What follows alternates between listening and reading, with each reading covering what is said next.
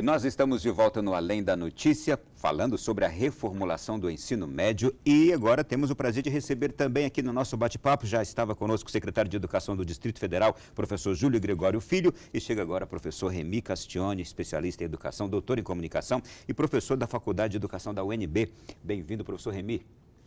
Eu que agradeço o convite e estar dialogando aqui com o nosso amigo, professor Júlio.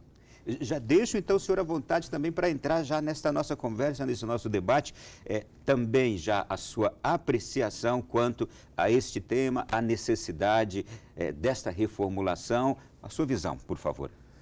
Bom, como o professor Júlio destacou, a reforma do ensino médio era algo que já vinha sendo discutido, né, há vários anos. Nós temos um projeto de lei no Congresso Nacional, onde se constitui inclusive uma comissão especial para analisar esse assunto. A medida provisória, inclusive, em praticamente 90% da medida provisória é o texto que está na base do projeto de lei que tramita lá no Congresso Nacional. Então há um diagnóstico de que é importante enfrentar essa mudança no ensino médio brasileiro, né? O ensino médio ele se caracteriza como uma última etapa da educação básica, mas nunca se definiu, depois da LDB, que está completando 20 anos agora em dezembro, o que é essa última etapa da educação básica. Então, nós fomos acoplando ao longo dos anos significados para o ensino médio, né? Até mesmo o próprio exame do ensino médio foi sendo modificado ao longo dos anos. Nasceu com uma ideia de avaliar o desempenho do aluno lá em 1998 e gradativamente depois serviu para outras finalidades, né? E até recentemente foi atribuído uma outra finalidade da qual que o exame não se propõe, que é avaliar a escola, né? Que é completamente uma ideia distorcida, né, do que é a concepção do exame. Então, nós temos vários problemas aí imersos no ensino médio. E a questão principal é que a utilidade do ensino médio, o que ao longo dos anos ficou caracterizado, que é uma espécie de um corredor polonês, né, diríamos assim, para o jovem chegar à universidade. Quer dizer, o ensino médio brasileiro se transformou num caminho forçado para chegar à universidade. Nós vendemos, né, na educação, né, uma ideia de que a melhoria na inserção ocupacional dos jovens só é possível com o ensino superior. Então, forçamos todos os jovens a chegar à universidade, né? Então, por isso que, e concordo quando se diz que o ensino médio brasileiro é único, né? Esse modelo que nós temos só existe aqui, né? Então é importante que o Brasil veja as experiências que estão acontecendo em outros países, né? A nossa juventude é uma juventude que também tem uma cara muito parecida com outras juventudes do mundo todo, né? Os sistemas educacionais no mundo todo são sistemas complexos. Então acho que é importante, e eu acho que o Brasil tem a oportunidade de aprender com os erros dos outros, né? Entretanto, o que nós temos dito, desde que a medida provisória foi anunciada, né, e já está em vigor, né, até que o Congresso se pronuncie, é que o instrumento, né, da medida provisória, né, não foi o mais adequado, né? Nós estávamos vindo num processo de debate, tanto do projeto de lei como da própria Base Nacional Curricular Comum, que é um processo riquíssimo, né? Já foram envolvidos milhões de pessoas nesse debate. A base já deveria estar pronta em meados do ano, né? Foi adiado a sua finalização para março do ano que vem. Então nós estamos inclusive discutindo uma reforma do ensino médio quando nós ainda não sabemos o que é, né, esta base, o que será esta base, né? Mas nós já sabemos, mas assim, o que é que vai compor a base, nós não sabemos. Mas aí eu questiono, se não for o instrumento da medida provisória que dá 120 dias para a questão ser resolvida, já vem se arrastando há 15, 20 anos esse debate, esse estudo, esta preparação para a mudança e não vem ocorrendo nada. Eu sei que é um instrumento político e que gera justamente muito mais divergência pela forma política como está sendo feita, não é? Mas não é preciso esse imediatismo também já? Vamos resolver a questão. Sim, eu creio que é importante resolver a questão, né? Mas creio que poderia ter sido utilizado outras formas, né? Como o próprio protagonismo que o Conselho de Secretários de Educação vem tendo, né? E já vinha tendo ao longo dos últimos meses, né? Um debate intenso. O problema que eu acho que é mais, digamos assim, estrutural. O problema é na área da educação, o professor Júlio sabe disso, é que qualquer mudança na educação tem que mexer na lei. Isso é um grande problema, né? Nós temos algumas políticas irmãs da educação que não necessitam essa parafernália, né? Essa mudança, digamos assim, nós temos que mover montanhas, né? Para mudar alguma coisa que nós sabemos que tem que mudar. Então, como, por exemplo, nós temos um processo de concertação na área de educação que é muito amparado na legislação. Ele precisa, nós precisamos remover vários mecanismos para que nós possamos proceder mudanças, né? Na área da saúde, por exemplo, com certeza, uma tarde se reuniria lá os secretários da saúde e se resolveria o problema, né? Porque a área da saúde, né, como uma política irmã da educação, tem um processo de concertação que começa lá da base com os conselhos municipais de saúde, né, e que chega aqui ao nosso Conselho Nacional de Saúde. Como, por exemplo, hoje o Conselho Nacional de Saúde é presidido por um usuário. Né? Seria o mesmo que dizer que o equivalente que o Conselho Nacional de Educação fosse presidido por um pai, uma mãe ou um aluno. Isso jamais vai acontecer na educação. Então, nós precisamos, na área de educação, aprender como as outras políticas promovem alterações e impactam na vida das pessoas. Então, deixa agora eu perguntar para os senhores, inclusive aproveitando também a experiência da sala de aula que os senhores têm. Qual deve ser, agora na perspectiva pessoal, inclusive, qual deve ser o ideal do ensino médio no Brasil? Isso até, se for o caso, usando também com o conhecimento de outras nações. Mas qual deve ser o modelo do ensino médio que, de fato, prepare, deixe o jovem pronto para a vida, para o mercado de trabalho e até também para a faculdade? Qual deveria ser? Olha, no meu entendimento, nós não podemos perder a oportunidade de discutir a arquitetura, como eu já disse, do ensino médio.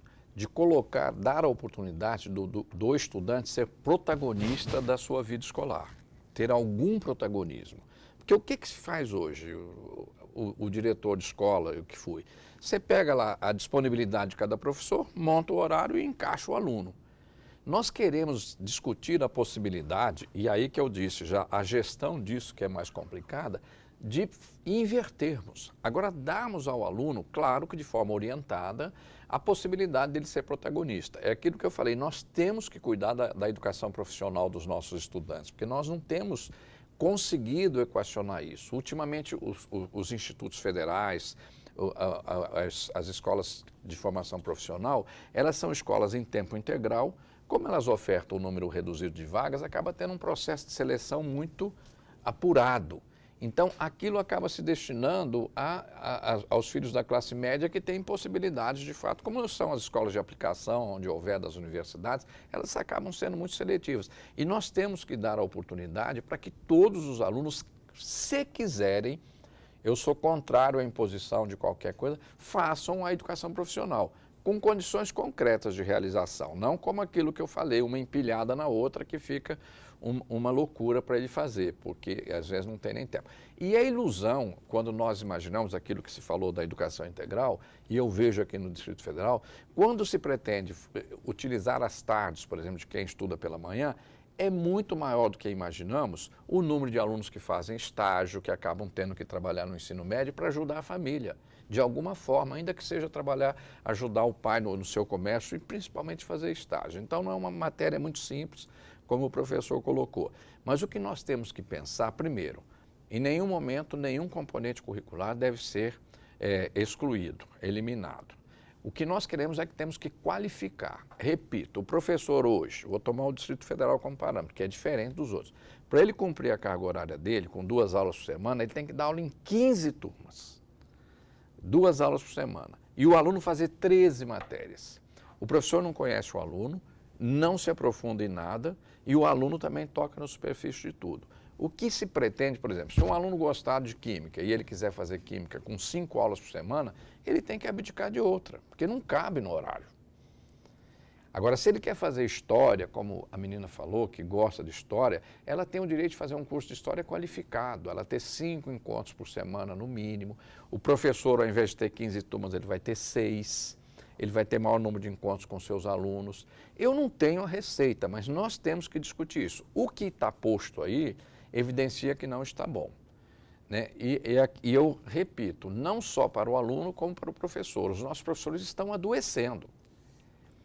Você que é professor, que está dando aula no ensino médio, sabe que é uma guerra diária. O professor gasta mais tempo pedindo para o aluno prestar atenção na aula, ficar quieto, fazer aquilo, porque não há um diálogo. O que o professor está conversando com o aluno às vezes não quer. Não é aquele diálogo que ele quer estabelecer. Então gera comportamentos, né? Educação física que todo mundo está fazendo. Por exemplo, aqui em Brasília tem 6 aulas no turno, tem 2 aulas de educação física enfiadas entre as 6. Não dá para acontecer. Então vamos qualificar, vamos ofertar. O aluno quer fazer basquete, vamos dar a possibilidade dele fazer basquete, dele fazer vôlei. Eu sei que a professora de educação física disse, não, isso não é função do colégio.